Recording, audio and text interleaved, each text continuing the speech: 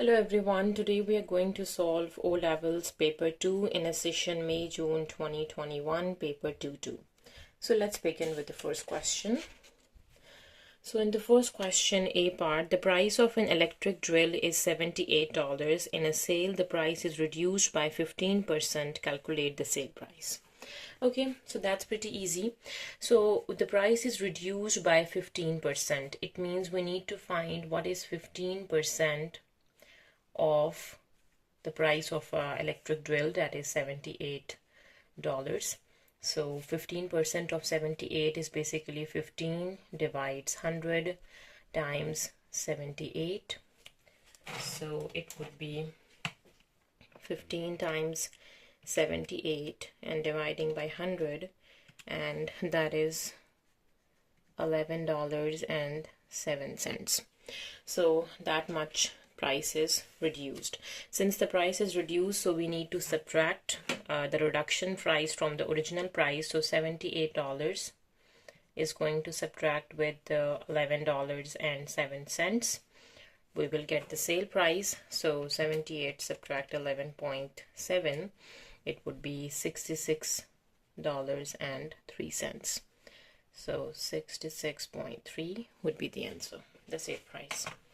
Okay, so for the B part, the exchange rate between the dollars and euro is $1 is 0.85 euros. Michael changes $100 to euros. Okay, so $100 to euros, since $1 is this much, so what would be $100? So $100 would be equals to 100 times 0.85, right? So we have 100 times 0.85, this is 85 euros. Okay, so 85 euros. Okay, now he buys clock costing 58.99 euros. Okay, so from 85 we need to subtract this. So 85 minus 58.99, so let's see how much is left. Subtract 58.99. So in euros he has 26.01 euros, and he changes the remaining money back to dollar. So this much is the remaining money, so let's change it back to dollar, and then we need to calculate the amount in dollar he has left. Okay, so for the same exchange rate, $1 is this much, so what would be 1 euro? If we have 1 euro, this would be 1 over $0.85, right? Now we have 26.01 euros, so it would be 26.01. This would be 1 divide 0.85 times 26.01, right? This is going to divide with 0.85, and this would be, in terms of dollars, is $30.06.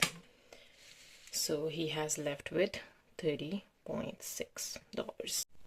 Okay, for the C part, we have X simple and cool compound. Simple interest at 2.1% per year and compound interest at 2% per year. Pythagoras invest $3,500 into the X simple account for 4 years, and Eliana invest $3,500 in a cool compound account for 4 years. At the end of 4 years, who has more money in their account and by how much? Okay, so first we need to solve for Pythagoras. Okay, formula is amount would be equals to principal into 1 plus RT. So that is a formula for the simple interest, right? Okay, so we need to calculate the amount. So the principal is basically the investment. So he invested $3,500 into 1 plus R is the interest rate, that is 2.1%. And it is going to times with the t is in terms of years, the time, that is 4.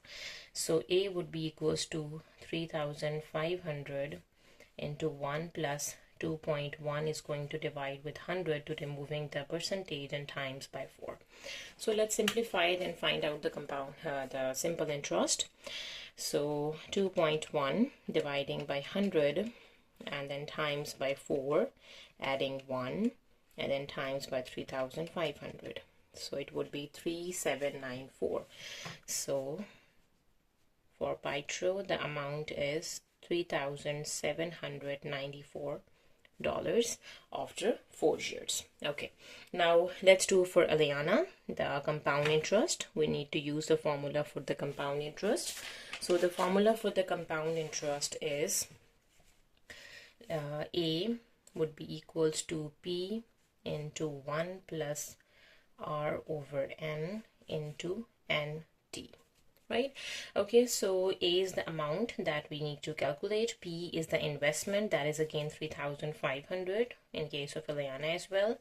1 plus R is the interest rate, is 2%.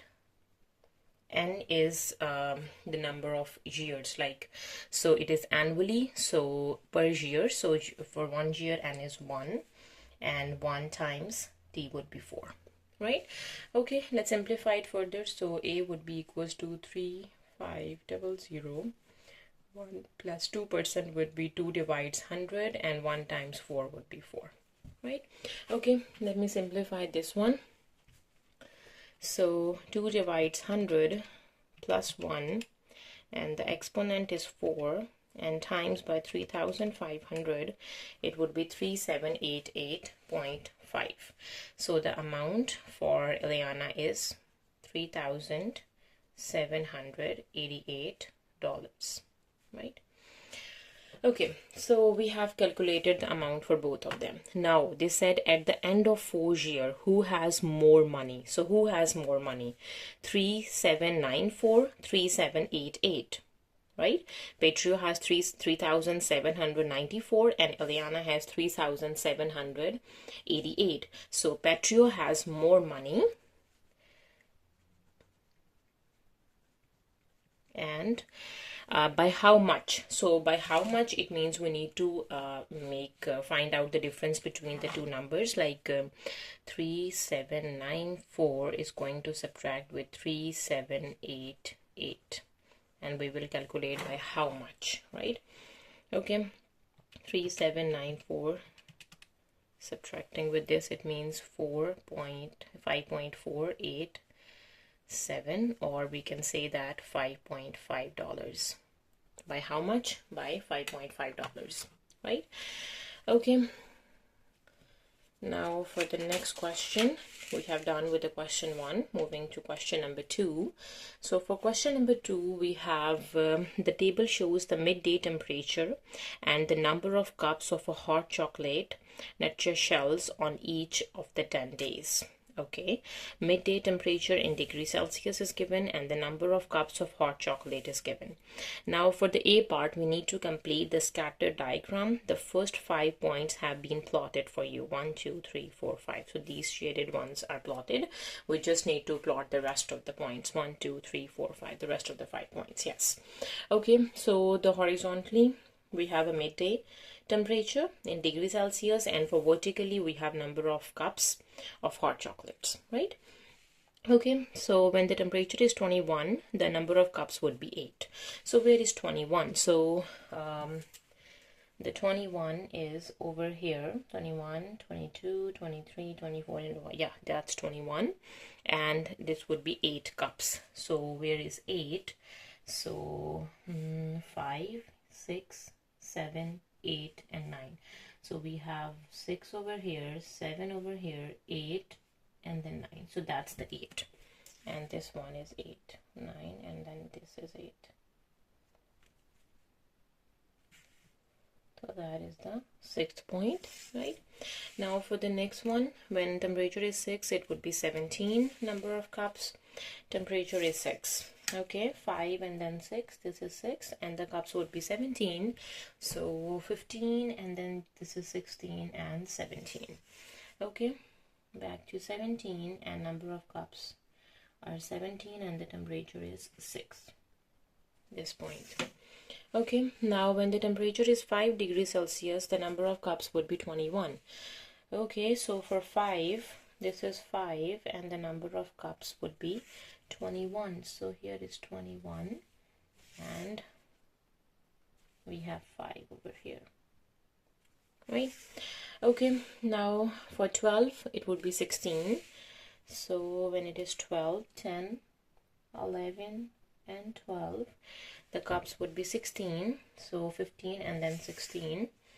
So that line is 16 and it would be 12. Yeah. Yes, this line is 12. Good. Okay, now for the last one, when the temperature is 23, it would be 6 cups for 23 temperature. So 21, 22 and 23, and the cups would be 6.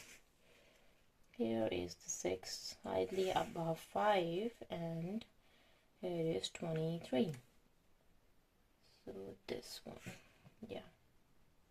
So we have completed the scattered diagram.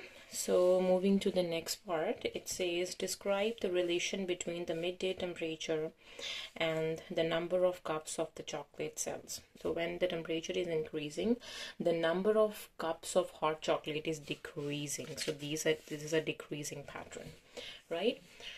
So we can say that when temperature increases, number of cups of hot chocolate decreases.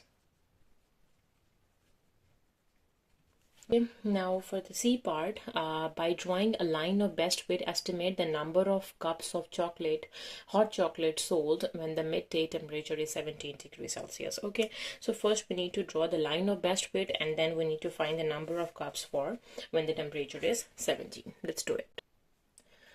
Okay, the line of best fit is a line that passes through as many points as we can. So if I make this as a line of best fit, so now when the temperature is 17, so 15, it's 16 and 17. So here the temperature is 17, right? We need to find the number of cups of the chocolate sold is this one, 11. Yeah, so the number of cups of the chocolate sold were 11, right? So 11 cups according to our line of best fit. Okay, now moving to the question number 3. For A part, we need to simplify this expression, so that's pretty easy. So we have A as a variable and B as a variable. So first we need to arrange the terms. The A terms 4A minus 7A and the B terms plus 6B minus B. So 4 minus 7 minus 3A and 6 minus 1 plus 5B, or we can say that 5B minus 3A would be the answer, right? Now for the B part, we need to solve this equation. So we can see M as a variable, so we need to solve the M value. So M divides 2 would be equals to 5 plus 4, and 5 plus 4 is basically 9. So M would be equals to 2 times of 9. So 2 times of 9 is 18. So M value is 18. Okay, now for the C part, rearranging this U equals to T plus 4 divides 3 to make T the subject. Okay, so we have U in terms of T. Now we need to find T in terms of U. So let's do a cross multiplication first. So 3U would be equals to T plus 4. And 3U minus 4 would be equals to T, right? So T would be equals to 3U minus 4, right? Okay, now for the D part, we need to expand this expression. So we have 3y is going to multiply with 2y square, and then plus 3y is going to multiply with 5, right? So 3 times 2 is 6, and y times y square would be y cube, and 3 times 5 is 15, and y. So this is the expanded answer. 6y cube plus 15y. Okay, now for number 4, 100 adults in a town were surveyed between about the number of mails they each received one day. Okay, the table shows the result. The number of males are 1, 2, 3, 4, 5, 6, 7, 8, and the number of adults are this much. So we can, when we add them up, the total number of adults are 100, right? Okay, now first part we need to find the mod. So mod is the most frequency. So which is the most number? The highest one is 28, and 28 is the number of males are 4. So 4 is the mod for this case, right? Now for the second part we need to calculate the mean. Okay, so for the mean we know that the sum of all values divided by the total. So to calculate the mean we can do 1 times 8, 2 times 10, 3 times 22, 4 times 28, and then we can add them up, right? So if I can do in this column, 1 times 8 is 8, 2 times 10 is 20, let me do 3 times 22 is 66, 4 times 28 is 112, 5 times 15 is 75, 6 times 9 is 54, 7 times 5 is 35, and 8 times 3 would be 24, right? Now for the mean we can add all of them and dividing by the total number of adults are 100, right? So for the mean we need to do 8 plus 20 plus 66 plus 112 plus 75 plus 54 plus 35 and plus 24, and it's just going to divide by 100, right? Okay, so let's add them up. So it would be 8 plus 20 plus 66 plus 112 plus 75 plus 54 plus 35 plus 24, and dividing by 100 it would be 3.94. So the mean is 3.94.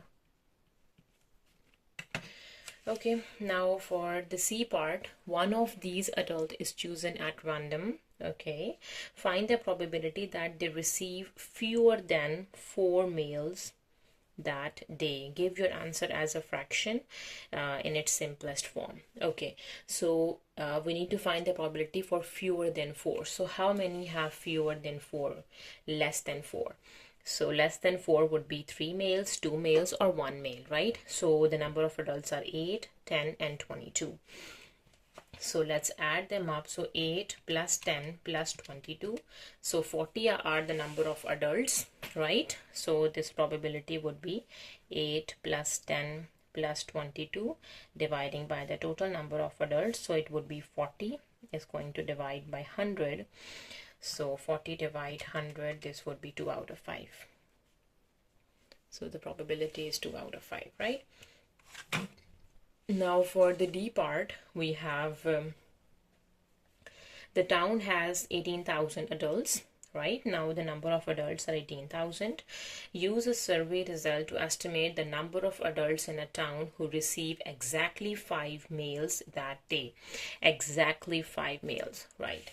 So how many of them receive exactly 5 male? Exactly 5, it means 15 adults receive exactly 5 emails. So we can do 15 adults, and the total adults are 100, and now it would be 18,000. So times by 18,000, right? So it would be 15 times 18,000, and then dividing by 100, it would be 2,700. Yes, 2,700. Okay, now moving to question number 5. So for question number 5, we have use set notation to describe the subset shaded in the Venn diagram. Okay, so which subset is the shaded one we need to show? So this is the set A, this is B, this is the intersection, and this one is the union. So the unshaded one is basically union of A and B. So A union B, and the shaded one is the outer portion. So we can say that A union B whole complement, right? The outer portion. Okay, now for the B part, we have given the universal set. P is, the P set is X is a factor of 36.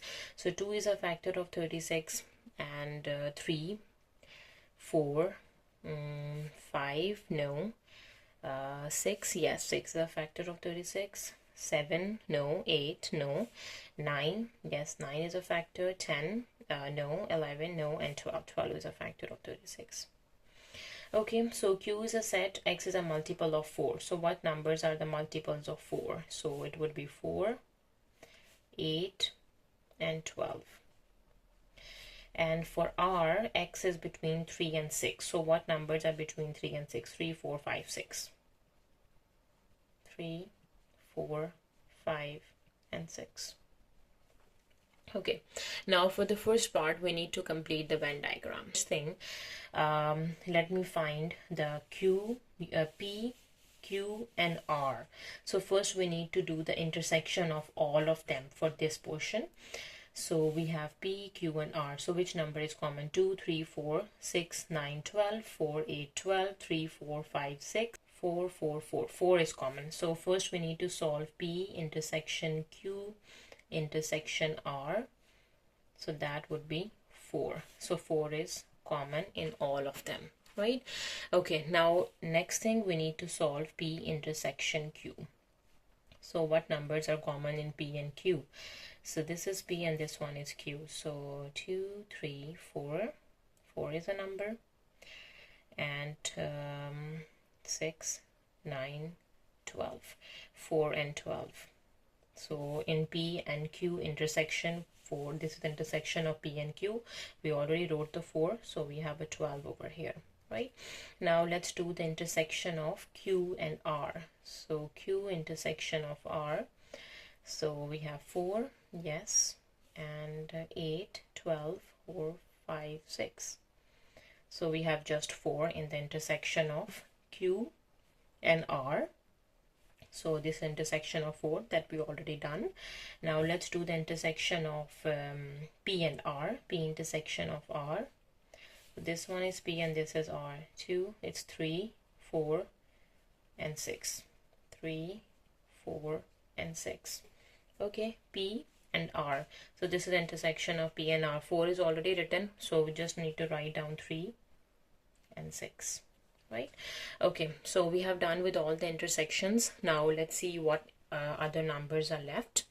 So as we can see that for this P, we have 2. So this is the whole section of P. So 12, 4, 3, and 6. So we have 12, 4, 3, 6. 2 and 9 are missing. So write down 2 and 9. Right? So for Q, we have 12 and 4, 12, 4. So 8 is left. So for R, we have 3, 6, 4. 3, 6, 4, 5 is left. So what else numbers are outside? Okay, so as we have done with the number 2, right? So for the whole universal set, so we did the 3 as well. We did the 4, 5, and 6, 7. 7 is not inside. 8 is done. 9, yes, 9 is done. 10, 10 is not inside. 11 is not inside, and 12 is also inside, yes. So this is the Venn diagram. Okay, now for the second part, list the elements of P intersection Q union R whole complement. Okay, so this one is Q and this one is R. So Q union R include all these elements, and when it's complement means outside numbers would be 2, 9, 7, 10, 11. So this would be Q union R whole complement would be 2, 9, 7, 10, and 11. Now we need to find P intersection with those numbers. So intersection with those numbers, this one is P. So 2 and 9 would be in terms of their intersection. So the elements are 2 and 9. Okay, now the next one is for the third part, we need to find number of P union Q. Okay, how many elements are in P union Q? So this one is P and this one is Q. So how many numbers are in their union? 1, 2, 3, 4, 5, 6, 7. So 7 numbers are in P union Q. Now they said use set notation to complete the statement. So which thing would be equals to 5? So Q and R, their intersection is just 4. Right, their intersection is 4. Q intersection R is 4. So, but we need 5. So what we have to do with the P, so this 4 is also in a set P. If we do a P complement, so what numbers are outside of P? 7, 10 and 11. So if we do a P complement and then their intersection with this number, the intersection with P and R, so it would be 5. Right, so the 5 is P complement intersection with Q intersection R would be equals to a set 5. Okay, so going to question number 6 now. So for question number 6, we have PQR is an isosceles triangle with PR and QR. Okay, so we have given the information that PQR is an isosceles triangle and PR and a QR, the two sides are equal. P is a 0.15, Q is a 0.51. Angle PQR is not a right angle. Find the coordinates of for one possible position of R. You may use a grid to help you.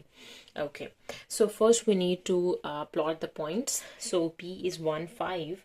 So X is 1 over here and the Y would be X is 1 and the Y is 5. 1, 2, 3, 4, 5. So this point is P, right? For Q, 5 and 1. 1, 2, 3, 4, 5. Here it is 5 and here it is 1. So this point is Q, right? So we have P and Q. Now we have plotted the 2 points. Now R, PQR is not a right angle. So angle R is not a right angle, but we also keep in mind that PR and QR are same and it is not a right angle as well. So if we put the point over here, so it can be a right angle, right? So if I places the point over here, so let's see, 1, 2, 3 and 1. So from here 1, 2, 3 and 1, right? So it means this they have a same side lengths. So this position of R is correct.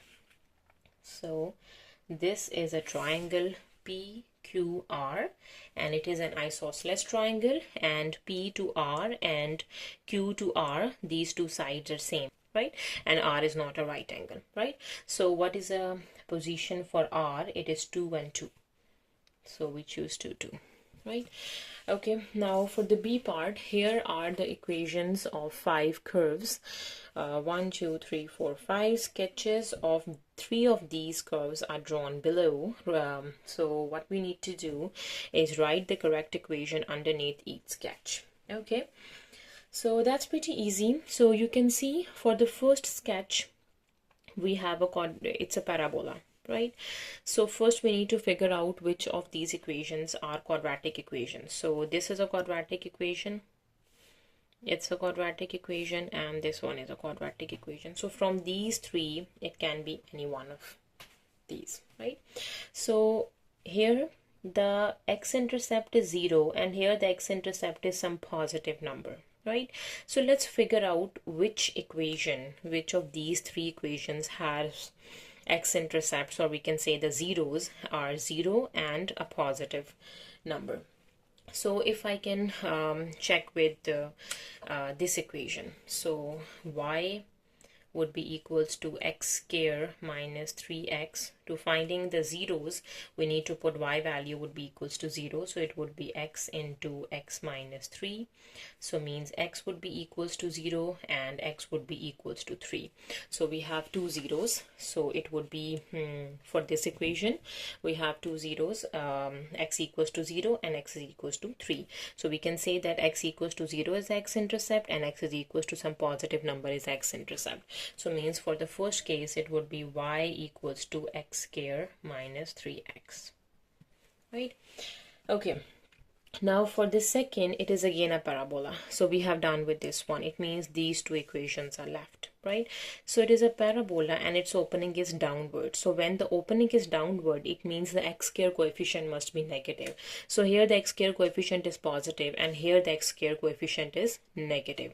So it would be the equation y equals to 2 minus x square. Or you can also check by using the x-intercepts. It means the line of symmetry is x equals to 0 and it has the two same x-intercepts with a positive sign and a negative sign. So let me find the x-intercept by putting y equals to 0. So it would be x square would be equals to 2, so x would be equals to plus minus square root of 2. So you can see positive square root of 2 and negative square root of 2, these are the two x-intercept, and its opening is downward, so we have a hint that its x square coefficient must be negative. Okay, now for the third curve, it is a cubic function. So which of these functions are cubic? So this function is cubic and this one is cubic. Okay, and we also know that it has only one x-intercept. It only cut the curve only cut the x-axis at 1 x value. So when it has only one x-intercept, so let's figure out which equation has only one x-intercept. If I can take this one, so y is equals to, let me take this one, x cube minus 2. So x cube minus 2, let me find out its x-intercept. Y would be 0, x cube minus 2. So here x cube would be equals to 2 and x would be equals to cube root of 2. Cube root of 2 can be any number, so it has just one x-intercept, right? And the curve has only one x-intercept shown, so it means it has an equation y equals to x cube minus 2.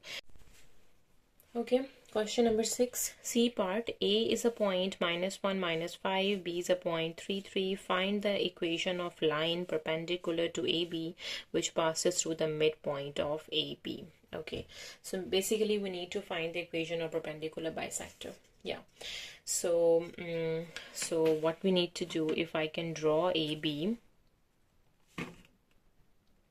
and if I can find the midpoint is M, and this line we need to find basically this vertical line that is perpendicular to AB, right? Okay, so for first we need to find out the midpoint.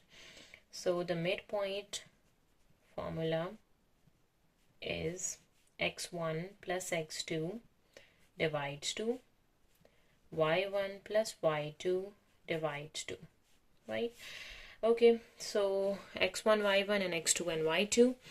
So x1 plus x2 -1 plus 3 divides 2, -5 plus 3 divides 2, right? So -1 plus 3, that is 2, 2 divides 2 is 1, and -5 plus 3 is 2, and 2 divided by 2 is again 1, so it's -1 because 5 is negative. So that's the midpoint of the line AB, right? For perpendicular, when the line is perpendicular, its slope must be a negative reciprocal. So first we need to find the slope of a line AB by using a formula y2 minus y1 over x2 minus x1. So y2 is 3 and y1 is -5. So 3 minus -5 over 3 minus -1. So it would be 3 plus 5 over 3 plus 1. 8 over 4, and 4 times 2 is 8. So this is a slope of a line AB. Now we need to find the slope of the line that is perpendicular to AB. So for the slope of the perpendicular line, it would be negative reciprocal of 2. So 2 is 2 by 1 and its reciprocal is 1 by 2 and with a negative sign. Now let me write down the equation of a line is y equals to mx plus b. So y is equals to m is 1 and minus 1 by 2x plus b. Now to get the value for b, we need to use a midpoint. Midpoint is 1 minus 1. So it would be -1 would be equals to -1 by 2. X is 1 plus b. So -1 plus 1 by 2 would be equals to the value for b. So let's do it. 1 by 2 and then subtracting 1, it would be -1 by 2. So the equation of line is y is equals to -1 by 2x and -1 by 2. Okay, now for the next question, number 7. so for question 7, we have the A part. A rectangular field measures 30 centimeter by 45 centimeter. Okay, so let me draw a rectangular field. Okay, a rectangular field, it means its shape looks like a rectangle. Yes. So it has 30 meter by 45 meter, and we know that the opposite sides of rectangles are equal. Calculate the parameter. So what is the formula for the parameter of a rectangle? That is 2 times length plus width, right? So 2 times length is 30 plus width is 45. So we will get the parameter. So 30 plus 45 and then times by 2, 150. So 150 meters is the parameter of this rectangle, right? Now for the second part, calculate the length of the diagonal. Okay, so let me draw the diagonal first and then we can calculate the length of that diagonal. So this is a diagonal, right? So we need to calculate the length of the diagonal. Let's say L is the length of that diagonal. So you can see it is a right angle triangle. So for the right angle triangle, we can find the length of the missing leg of the triangle by using a Pythagoras theorem. So let's do it. So hypotenuse square equals to sum of square of the other two legs of the triangle. That would be 30 square and plus 45 square. So L would be equals to, so 30 square plus 45 square and then square root. So that would be equals to 554.08. For L is 54.08, or we can say that 54.1. Yes. Okay, now moving to the B part of question number 7. So the B part, the diagram shows a sketch of the triangle PQR. Okay, so we have P, Q and R, right? The diagram, okay, all lengths are given in centimeters, 11 centimeters, A plus 4 centimeter and A centimeter. Calculate the length A. So you can see all the 3 lengths are given to us and one angle is given to us. We need to calculate the value for A.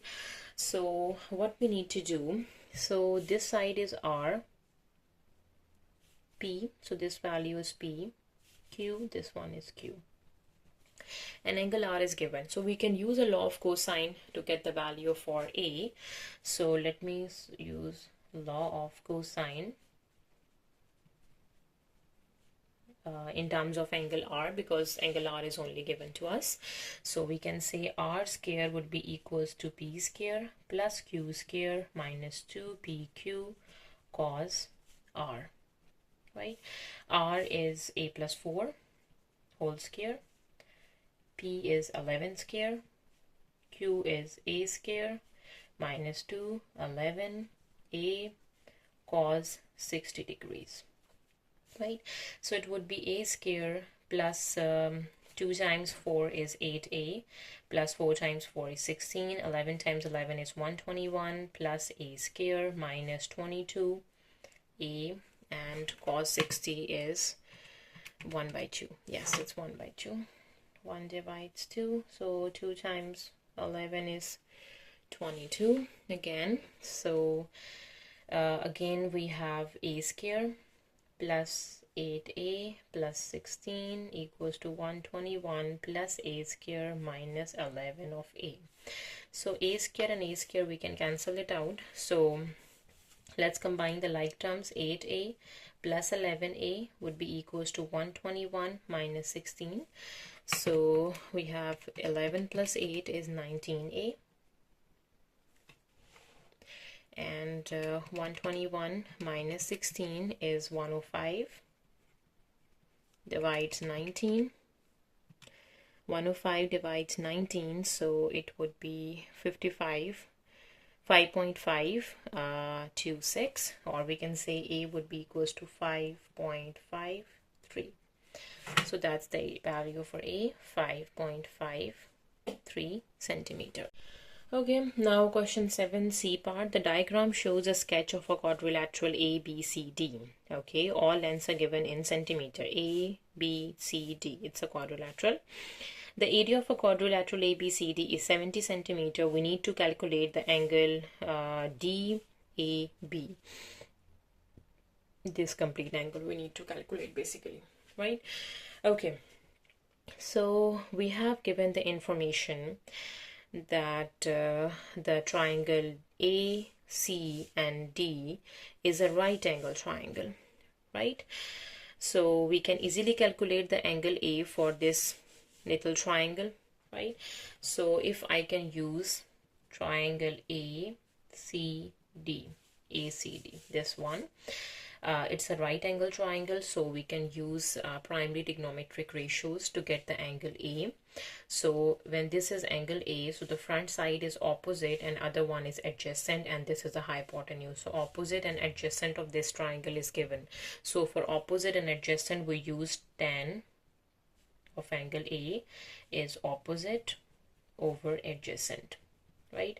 So opposite is 10, yes, and the adjacent is 8. So A would be equals to tan inverse of 10 by 8. We will get angle A. 10 divides 8 and then tan inverse 51.34. 51.34 is the angle A, this one. 51.34, this for this triangle, right?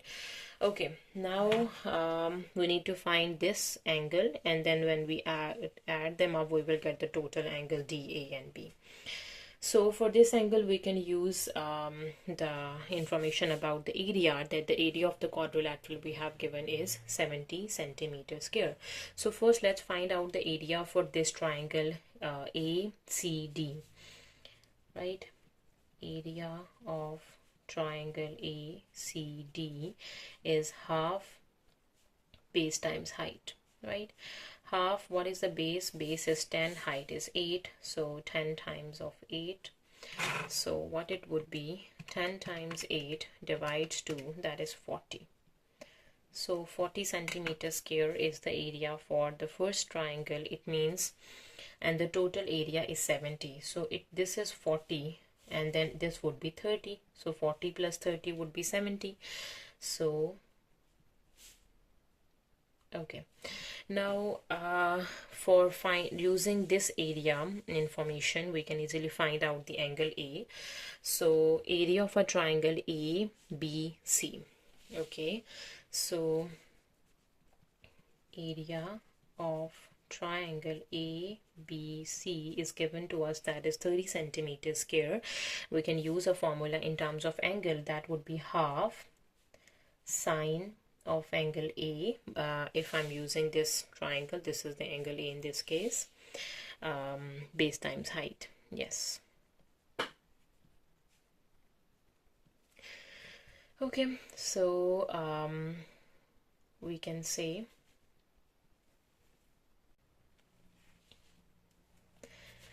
half sine angle A would be 8 times 9. So the two measurements are 8 and 9, so I'm using it, and its area is 30. So let's find out the angle A. 2 times 3 is 6, 60, and this would be sine of A. And what is 8 times 9? 8 times 9 is 72, so we need to divide by 72. So 60 divided 72 is 5 divided 6. So A would be equals to sine inverse of 5 out of 6. So let's do sine inverse 56.44. So angle would be 56.44, right? So this value would be 56.44. Now for the total angle, what we need to do, we need to add 51.34 and 56.44, and then we will get the angle DAB. Okay, So we need to add them up. So it would be 51.34 and then plus 56.44. So it would be 107.78 degrees. So the complete angle would be 107.78. Okay, question number 8. F of x is given and g of x is given. For a part, we need to find f of -2. So that's pretty easy. Just substitute x equals to -2 in the function. So 3 times -2 plus 5. 3 times 2 is 6, so -6 plus 5. It's -5, sorry. In the function, it's -5. So -6 minus 5 is -11. F of -2 is -11. Now for the b part, find the largest integer satisfying f of x is less than 3g of x. Okay, so first we need to figure out f of x is 3x minus 5 and less than 3 times g of x is 4x plus 4 divides 3. Right, so 3's cancel out with 3, so 3x minus 5 is greater than 4x plus 4. Okay, let's shift the x terms on the left. So 3x minus 4x is greater than 4 plus 5, minus x is greater than 9, or we can say that x is less than -9. Okay, so we need to find the largest integer that's satisfying this inequality that x is less than -9. So we can say that -10, because -10 is always less than -9. So -10 is the largest integer that's satisfying this inequality.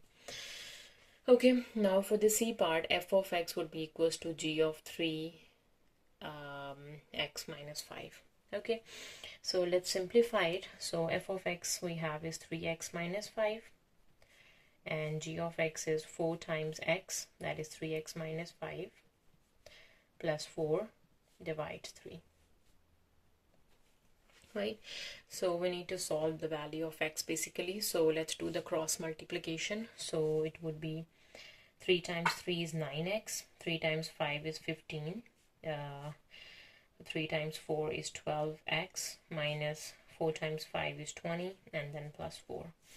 So 9x minus 12x would be equals to minus 20 plus 4 plus 15. Right? Okay, so 9 minus 12 is minus 3x, would be equals to minus 20 plus 4 plus 15. This would be minus 1. Right, and the value of x would be 1 out of 3. 1 by 3 is the answer.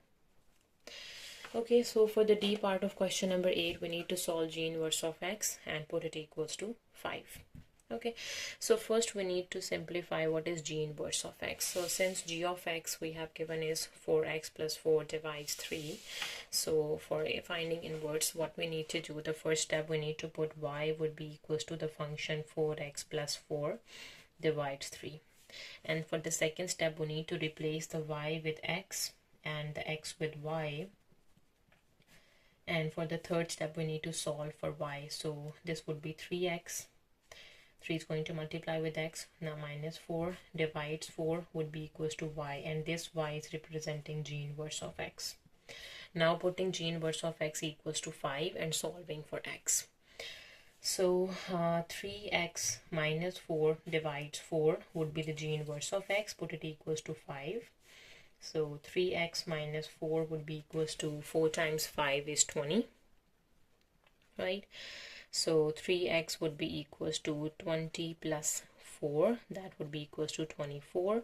So x would be equals to 24 divides 3. That would be 8. So the value of x is 8. Right? Okay, so we have done with question 8. Moving to question number 9. Volume of a cone is given to us and the curved surface area of a cone is also given to us. So a cone has a radius 6 centimeter. So this is a radius 6 centimeter and a slant height L centimeter. The total surface area of a cone is 84 pi centimeter cube. The total surface area, it means the circular surface area and the curved one surface area, the both one, show that L is 8. Okay, so let's figure out the value for L by using this information that the total surface area of a cone is 84 pi centimeter square. Okay, so basically the total surface area of a cone is equals to the area of a circle, right? Area of circle plus curved surface area of cone, right? So area of a circle is pi r square, this circle, and the curved surface area of a cone is pi rl, and that is equals to 84 pi centimeter square, right? So let's figure out the L value. So put it equals to 84 pi, right? So we have 84 pi over here. Let me take pi common from the right side as well. So r is the radius, that is 6 square 36. R is the radius, that is 6, and then L. So pi is cancelled with pi, and we have 84 minus 36 divide 6 would be the value for L, right? So let's see, it must be equals to 8. So 54 minus 36 divide 6, that's 8. So we have showed that the L is 8 centimeter. Okay, so for the B part, calculate the volume of a cone. So the volume of a cone, the formula we have given to us that the volume of a cone is 1 by 3 pi r square h. R square, r is a radius, that is 6, h, we don't know the h. So first we need to figure out the value for h. If I can draw a vertical line, so this base is 6 and this L is 8. We need to find the value for h. By using a Pythagorean theorem, we can easily get the value for h. Hypotenuse square would be equals to h square plus 6 square. So h value would be equals to 8 square minus 6 square and then square root. This would be the height. So 8 square is 8 times 8, 64, minus 6 square is 6 times 6, 36, and then the square root of 28 would be 5.3. We can say 5.3 is the height, right? So now we know the height. We can substitute the values into this formula and find out the volume. So let's do it. So we have the volume is 1 by 3 pi r square h. So the volume is 1 divided by 3 times pi times radius is 6 square times height is 5.3, right? Okay, so height is 5.3 times 6 is 36 times 3.14, and then dividing by 3, so the volume is 199.38, or we can say that 199.4 centimeter cube is the volume, right? So it's 199.38. Now for the C part of question number 9, a similar cone has a total surface area of this much. Find the radius of this cone. Okay, so again the total surface area is given and the cone is similar to the above one. Okay, so we need to find the radius of this one. The radius of the above one is 6, right? So since the total surface areas of both cones are given, so if we can say this cone, the above cone is cone A, and this cone is B, right? So if I'm going to compare the areas, right, area of cone A ratio area of cone B. For cone A, the above cone area is 54 pi, ratio its area is 47.25 pi, right? We can cancel the pi's, so let me convert them into simplest form. 54 divides 47.25, it would be 16:9, right? So these are the areas in the simplest form, right? So areas are given in terms of centimeters square, but we need to find out the radius, which is in terms of centimeter, right? So to convert them into centimeter, so we need to do a square root on both sides, right? So square root of 16 is 4 and square root of 9 is 3, right? So this 4 is, we got the area for the first cone, and its radius is given to us, that is 6, right? So we can say that this 4 is representing 6. What about this 3? We need to find the radius for this 3, the second cone, cone B. So 3 would be equals to 6 divides 4 and then times by 3. We will get the radius for the cone B. So 6 times 3 and then dividing by 4, that is 4.5. So the radius for the second cone is 4.5 centimeter. Okay, now moving to question number 10. So question number 10, in A part, A, B, C are the points on the circumference of a circle centered at O. So we have a circle, and A, B, and C, these are the 3 points on the circumference of a circle, and the center of a circle is O. OBD is a straight line. OBD, this is a straight line. Angle ABD is 130 degree.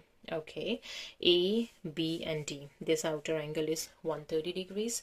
Find the angle ACB. We need to find this angle, giving a reason for each step of your working. Okay, so what we need to do is, first we need to calculate this angle. Okay, so as we know that OBD is a straight line, so this angle would be 180.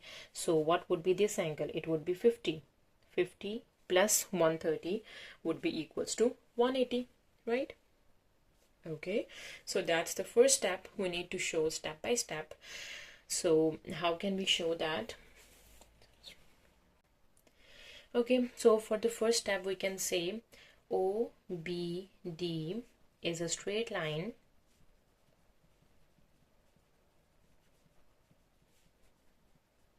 so we can say that the angle ABO is 50 degrees, because this straight line is 180. 180 subtract 130 would be 50 degrees. That's the first step. Okay, now for the second step, as we know that OB and OA, these are the 2 radii, and the radius are equal, right? So OB and OA are radii of a circle, right? So this implies OB would be equals to OA, and when the 2 sides of the triangle are same, that triangle would be isosceles triangle, right? So this is 50, so this angle A must be equals to 50 degree, right? So we can say that the triangle ABO is an isosceles triangle. Triangle ABO is an isosceles triangle, right? So we can say that the angle from this implies angle OAB is also equals to 50 degrees, right? When the 2 sides are same, 2 angles must be same for isosceles triangle. Okay, now for sum of all angle of a triangle is 180 degree, we can easily calculate this angle O, right? So for this one, 50 degree plus 50 degree plus angle O would be equals to 180 degree. So this implies angle AOB would be equals to 180 minus 100, that would be equals to 80 degrees, right? So this angle is 80 degrees. We can easily calculate this angle must be 40 degree. By giving a reason that the angle on the circumference of a circle is always the half of the angle that is at the center, right? So for the last reason, we can say that the angle ACB is 40 degree. So the reason is angle at the circumference is half the angle at the center.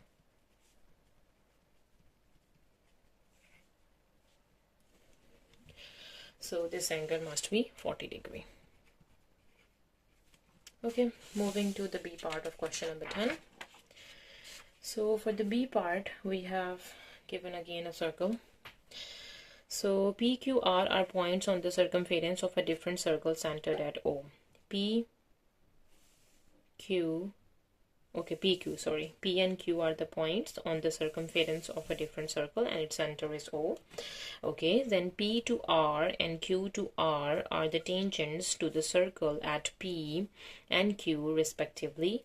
O to P is 8 centimeter. O to P is 8 centimeter. Yeah, that's given to us. When OP is 8 centimeter, then OQ is also 8 centimeter because these are the two radii. And angle POQ, this whole angle is 130 degree. We need to find PR. This side we need to calculate basically. So for this, if I can draw a straight line, now we can see we have a two right angle triangles. This is a right angle triangle OQR and the above one is a right angle triangle OPR, right? Okay, and this angle 130 is divided into two equal portions, so we can do 130 divides 2, that would be 65. So this angle is 65 degrees. This angle is also 65 degrees, right? Okay, when the angle is given 65, it is a right angle triangle. We can easily get PR by using the primary trigonometric ratio formula because it's a right angle triangle. Angle is given and one side is given. So this one is the opposite. The front side we need to calculate. PR is the opposite and the adjacent is given. Opposite and adjacent, we need tangent. Yeah, so let's use a ratio for tangent. So we can say tan 65 is opposite, that is PR, over adjacent, that is 8. So here PR would be equals to 8 tan 65 degrees. So let's do it. Tan 65 times 8 would be equals to 17.15, or we can say 17.2 centimeter. For this side is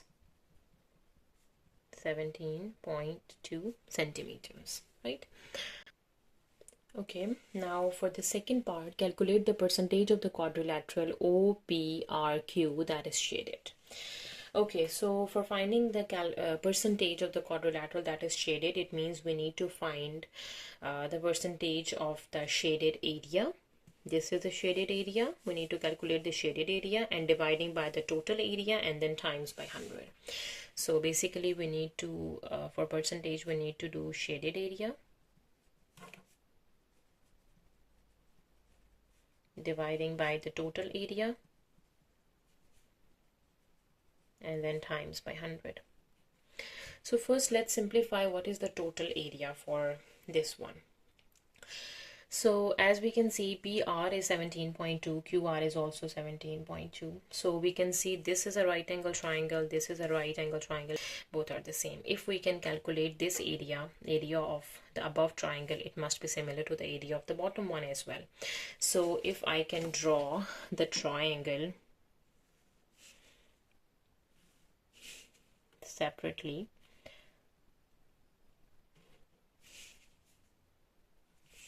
okay, so I'm drawing the triangle P, R and Q. So P is a right angle, R is this point, so it's P, and this is O, right? This O is 65 degrees. P to R is 17.2 and OP is 8. Okay, so let me find out the area of this triangle, and then multiplying by 2 we will get the area of both triangle. So area of the total area, right? So area of a triangle, we know that so area of triangle OPR is half base times height, right? So this would be half. What is the base? Base is 8. What is the height? 17.2, right? 17.2 times by 8 and then dividing by 2. So the area for this triangle we got is 68.62, right? So since both the triangles are similar, so we can multiplying by 2 to get the total area, right? So the total area is 2 times of 68.62. You can do times by 2, so 137.24. 137.24 centimeter or square. Yeah, that's the total area. Now we need to calculate the shaded area. From shaded area we can subtract the total area. We will get the shaded area. So if we can you can see OP and this point, we can name it, let's say M. This is the area of a sector OPM or OQM. These are the two sectors of a circle, and both areas would be same. So area of a sector would be equals to theta, that is 65, divides 360 degree times pi r square. R is 8. So let me find out the area of a sector OPM, right? So let me do it over here. Area of sector OPM would be equals to theta is 65 degrees over 360 degrees times pi r square, radius is 8. So let me do it. So 3.14 times 8 square is 8 times 8, 64, and then times by 65 and then dividing by 360, so it would be 36.28. and for okay, now we know the area of a triangle OPR is 68.62 and area of a sector OPM is 36.28, right? So area of this triangle, we know that, in area of this sector, we know that. Now to find the shaded area, just this one, this portion is shaded. What we need to do, the area of a complete triangle is going to subtract with the area of a sector, because sector is not shaded, right? So we will get the shaded area, right? So we can say that shaded area would be area of a triangle, that is 68.62, is going to subtract with the area of a sector, that is 36.28. So let me do it. 68.62 minus 36.28, so it would be 32.34. So this is the shaded area for the upper region, right? As we know that the bottom is exactly the same, so we need to times by 2 to get the total shaded area. So times by 2, so it would be 64.68. so we can say that the total shaded area would be 64.68 centimeter square, right? Okay, now the total shaded area we know, and the total area of a both triangles we know. So we need to divide it and times by 100. We will get the percentage of the quadrilateral that is shaded. So for percentage, the shaded area is 64.68 is going to divide with the total area, that is 137.24, and then times by 100. We will get the percentage of the quadrilateral that is shaded. 64.68 times 100 divide 137.24, 47.129. 47.12 is the percentage, or we can say that's just 47% of the quadrilateral is shaded, right? Okay, moving to the next question, number 11. So in question number 11, a bag contained 12 balls. So we have given the information that the total number of balls are 12, right? There are X black balls in a bag and the other balls are white. Okay, so total balls are 12 and the black balls are X and the other balls are white. So how many balls are white other than X? So 12 minus X are white balls and the black balls are just X. 2 balls are taken at random from the bag without replacement. It means without putting them back. Complete the tree diagram. So let's complete the tree diagram. The first ball, black, white. So black balls are X and the total are 12. White balls are 12 minus X and the total would be 12. For the second ball, black, white and black, white. Okay, so for black, X are the black and the 12 are total, right? Without replacement, the total would be 11 now when he picked the second ball. And again, a black, so from X, 1 ball is less, X minus 1 over 11. Now for the white balls stays the same, that is 12 minus X because it's a section for black, 12 minus X, and now the balls 12.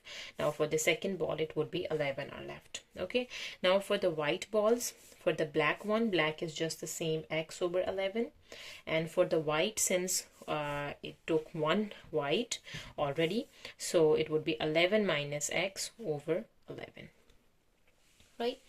Now for the B part, find an expression for the probability of taking 1 ball of each color. Give your answer as a single fraction in terms of X.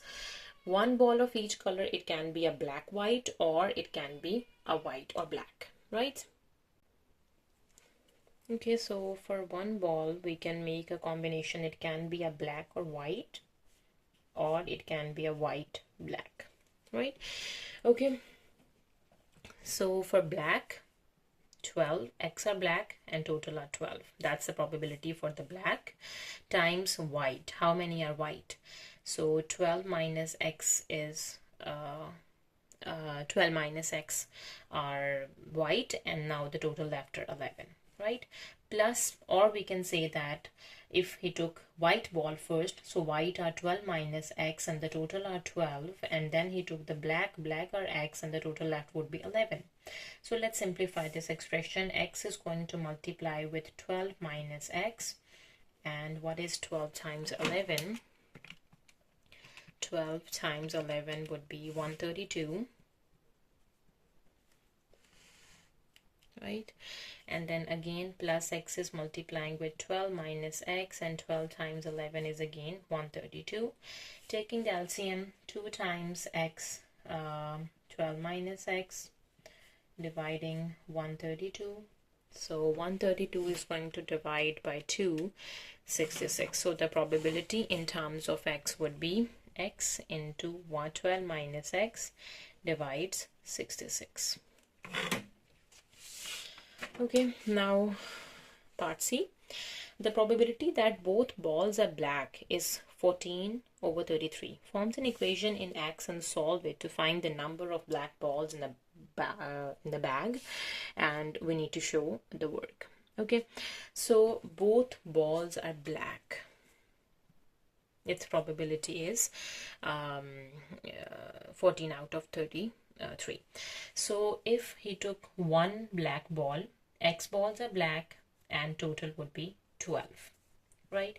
If he took another black ball, so he already took 1 black, so X minus 1 black balls are left and the remaining total would be 11, and this would be equals to 14 over 33. Now let's simplify this equation. So first we just need to X into X minus 1 over 132, and this would be equals to 14 over 33, right? So let's do a cross multiplication, and we will get a quadratic equation.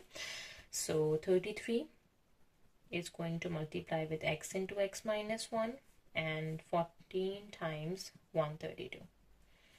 It would be 33. Okay, we can divide by 33 as well. Yeah, x into x minus 1 would be 14 times 132 divides 33. Yeah, this would be better. Okay, so what is 14 times 132 and then divides 33? 56.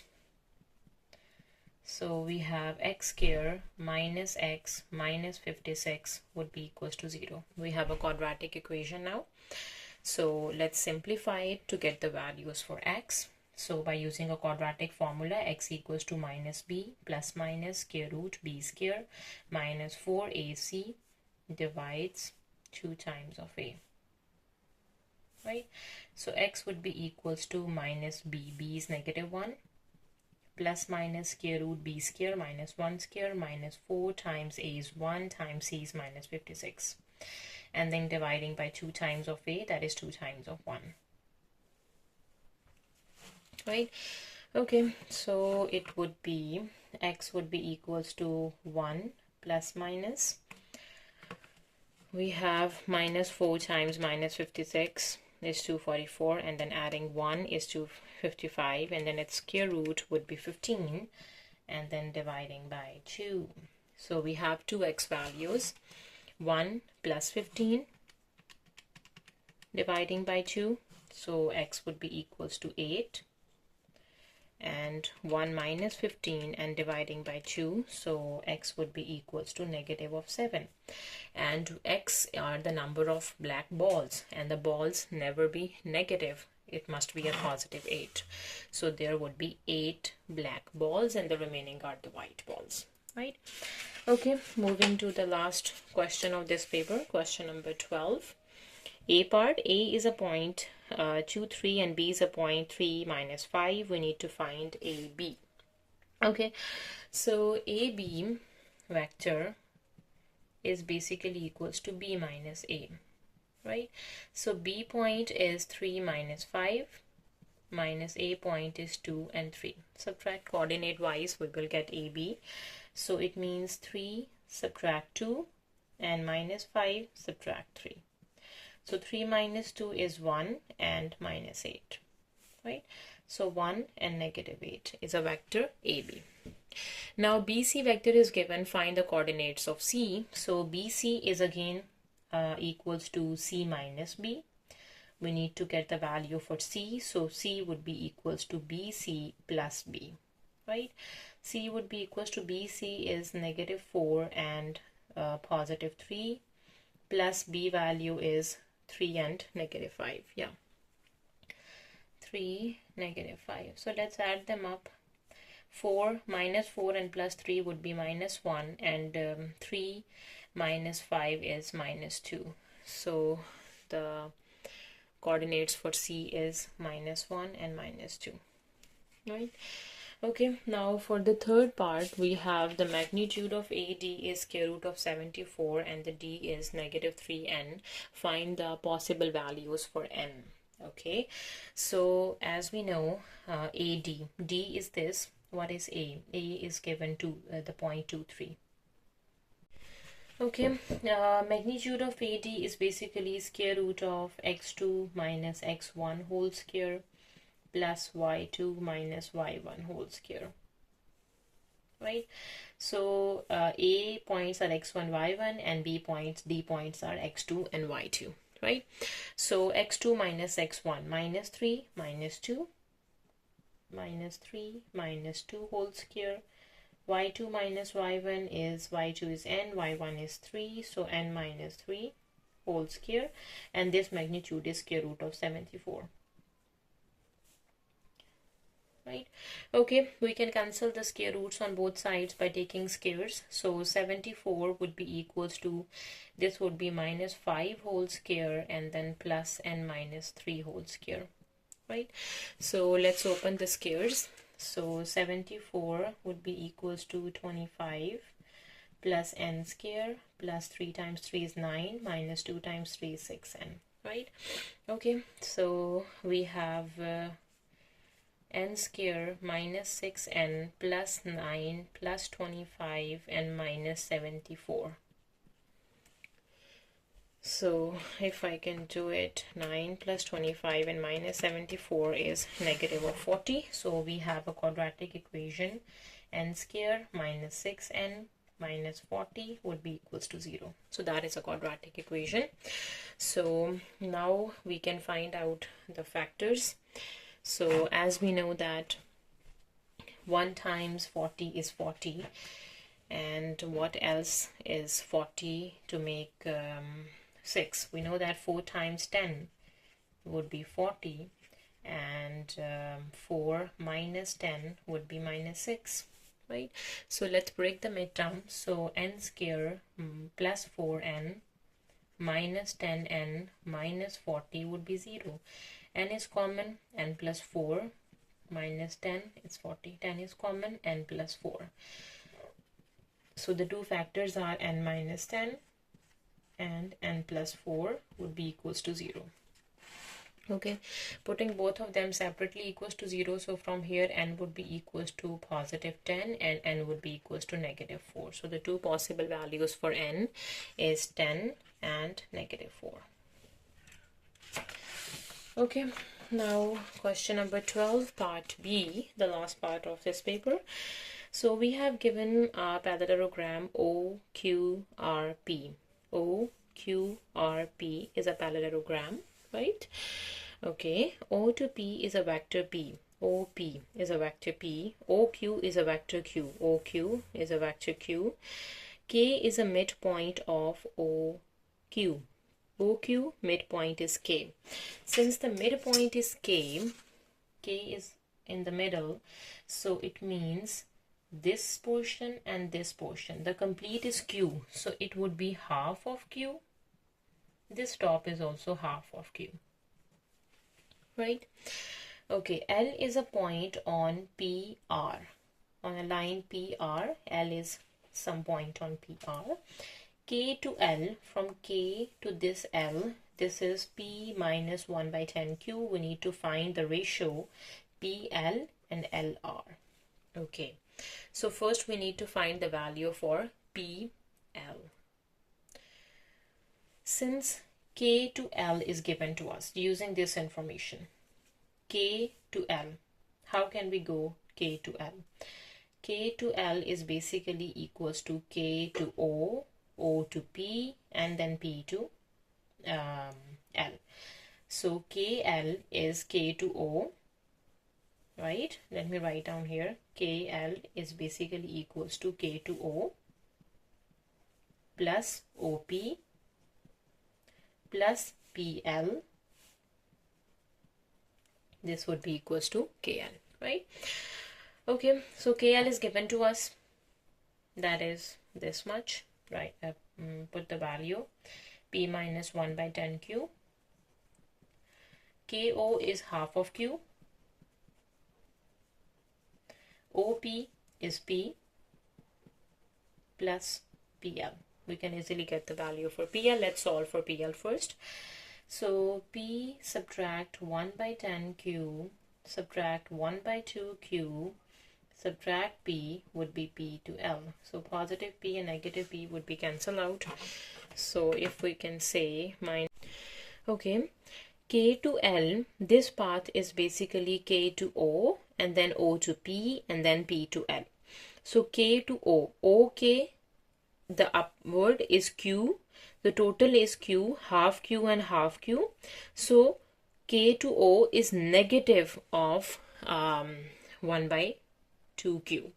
So it's minus 1 by 2Q, and O to P is just a P and then PL. Right? When we shift it on this side, it would be a positive 1 by 2. So 1 divided by 2 and then negative 1 by 10, it would be 2 by 5. So PL is basically equals to 2 by 5 Q. right? So it is 2 by 5q. So we can say when PL is 2 by 5q, and this complete portion, if OQ is q, then PR is also q, right? This whole one is q. So now we need to find this portion and this portion, because we know that the complete is q. So PL is 2 by 5 of q. What is remaining? The remaining would be 3 out of 5 and q, because the total is 5, 2 and then 3, so the ratio is 2:3. So if I can write the ratio PL ratio LR, so PL is 2 by 5q, ratio LR is 3 by 5q. So 5 is cancelled with 5, q is cancelled with q, so 2:3 is the answer. So the ratio of the two, both of them, is 2:3. So we have done with this paper. So see you in my next paper. If you have any queries, you can let me know in a comment section. Take care. See you next time.